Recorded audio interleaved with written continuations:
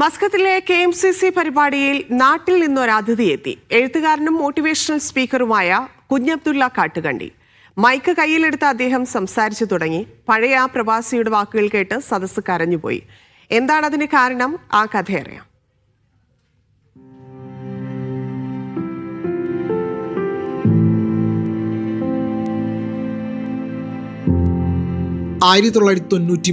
May 21 അന്നാണ് അത് സംഭവിക്കുന്നത്.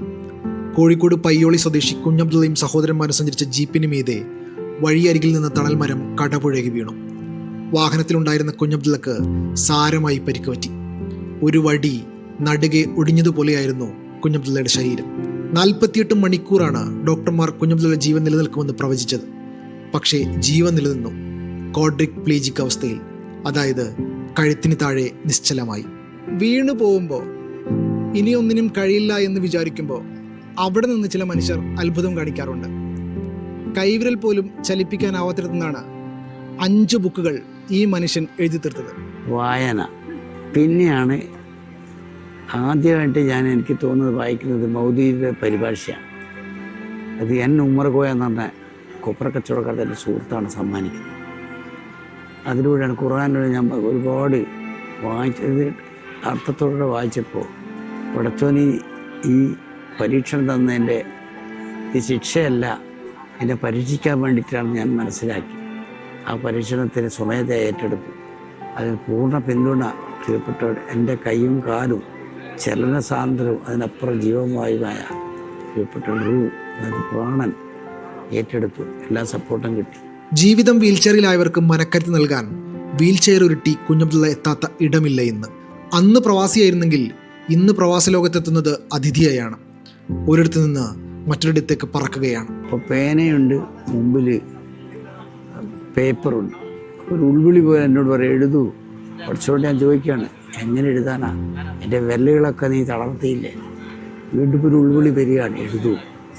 അങ്ങനെ പേനെടുത്ത് തുടങ്ങുകയാണ്. ബിസ്മില്ലാഹിർ റഹ്മാനിർ റഹീം, പരമകാരുണികനായ അള്ളാഹുവിൻ്റെ നാമത്തിൽ തുടക്കം അങ്ങനെയാണ്. പിന്നെ പുസ്തകങ്ങളിങ്ങനെ വായിച്ചുകൊണ്ടിരിക്കുമ്പോൾ എനിക്ക് എഴുതണമെന്നുള്ളൊരു ത്വര തന്നെ.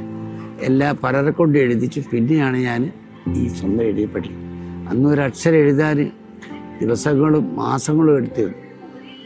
പിന്നെ എഴുത്ത് എൻ്റെ തലച്ചോറ് പറയുന്ന പോലെ അങ്ങനെയാണ് സോഷ്യൽ മീഡിയ വരുന്നത് വരെ നിരന്തരം എഴുത്തായിരുന്നു. തൻ്റെ പാതിക്ക് അപകടം സംഭവിക്കുമ്പോൾ റുക്കിയക്കന്ന് 28 വയസ്സാണ് പ്രായം. കൂട്ടുകാരും കുടുംബക്കാരും എല്ലാവരും റുക്കിയോട് പറഞ്ഞത് നല്ലതുപോലെ ചിന്തിച്ചിട്ടൊരു തീരുമാനമെടുക്കാനാണ്. പറക്കമുറ്റാത്ത കുഞ്ഞുങ്ങൾ. അന്ന് റുക്കിയെടുത്ത ആ തീരുമാനമാണ് അക്ഷരങ്ങളിലൂടെ നടക്കാൻ, ലോകം കാണാൻ ആ മനുഷ്യനെ പ്രാപ്തനാക്കിയത്. ഒരു നിഴലായി, തണലായി കഴിഞ്ഞ 32 വർഷമായി ആ വീൽ ചെയർ പിടിക്കപ്പുറം റുക്കിയുണ്ട്. അല്ലാഹു അറിയൂ, എനിക്ക് എന്തായാലും എന്തെങ്കിലും അല്ല ഒരു ഗുണം വെക്കും ഏതെങ്കിലും കാലം. ഇല്ലെങ്കിലും അഥവാ ഇനിയിപ്പം നാട്ടില് കഷ്ടപ്പാടാണെങ്കിലും എനിക്ക് സ്വർഗം കിട്ടുമല്ലോ എന്നൊരു ലക്ഷ്യം എനിക്കുണ്ടായിരുന്നു. അല്ലാണ്ട് ഇട്ടേച്ച് പോകാൻ എനിക്ക് ആകൂലായിരുന്നു.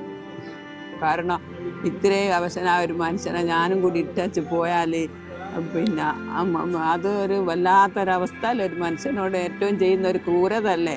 KMCC പരിപാടിയിൽ അതിഥിയായാണ് കുഞ്ഞബ്ദുള്ള എന്ന എഴുത്തുകാരൻ മസ്കത്തിലെത്തിയത്. ഇനി യാത്ര സൗദിയിലേക്കാണ്. 5 പുസ്തകങ്ങളാണ് എഴുതി തീർത്തത്. എഴുതാൻ കൈകൾ ഇനിയും വെമ്പുന്നുണ്ട്. എനിക്കൊരു വിദ്യാഭ്യാസമില്ല. ഞാൻ 8ാം ക്ലാസ് വരെ പഠിച്ചെങ്കിൽ, പക്ഷെ എനിക്ക് നിർബന്ധം കുട്ടികളെ പഠിപ്പിക്കണം. എന്തായാലും ഭർത്താവിന് കച്ചവടമൊന്നും ചെയ്ത് മുന്നോട്ട് പോകാനുള്ള ആവതില്ല. അപ്പം കുട്ടികളെ സഹായിക്കാൻ ആരും ഉണ്ടാകില്ല. നമ്മൾ സാമ്പത്തികമായി എല്ലാവരും നല്ല നിലയിലായിരിക്കും, നമ്മളെപ്പാട് താണവും പിന്നെ നമ്മൾ മോശത്തിലേക്ക് പോകുന്നുള്ള ചിന്ത വന്നപ്പോൾ കുട്ടികളെങ്കിലും പഠിപ്പിക്കാന്നുള്ള ഒരു ലെവലിലെത്തിയപ്പം കുട്ടികളെ പഠിപ്പിച്ചെങ്ങനെയോ സ്ഥലം വിറ്റ്, സ്ഥലമില്ലെങ്കിലും കുട്ടികൾ പഠിച്ച്. അപ്പോൾ ആൾക്കാരൊക്കെ ചോദിക്കാനും, ഇവളെ ഭർത്താവ് അഞ്ചിക്കണ്ടേ കിടക്കുന്നു, കുറച്ച് ഭൂമിയുള്ള അതും വിറ്റ്, ഇവളെന്താ ഇങ്ങനെ എന്ന് ചോദിച്ചു. പക്ഷേ അൽഹംദുലില്ലാ അതെല്ലാം അന്ന് ചെയ്തതുകൊണ്ട് കുട്ടികൾക്ക് നല്ല ജോലിയായി. പഴയ പ്രവാസിയുടെ പുതിയ രൂപത്തിൽ നിരാശയല്ല കൂട്ടുകാർക്കുള്ളത്. ഒന്നിനും ആവില്ല എന്ന് വിചാരിച്ചിരിക്കുന്നവർക്ക് പ്രചോദനത്തിന് തീയാവുന്ന ഒരു മനുഷ്യനെ അവർ മുന്നിൽ കാണുകയാണ്. ആ വാക്കുകളെ ഹൃദയം കൊണ്ട് വായിക്കുകയാണ്. അതുകൊണ്ടാവണം സദസ്സ് കരഞ്ഞുപോയത്. മീഡിയ 1.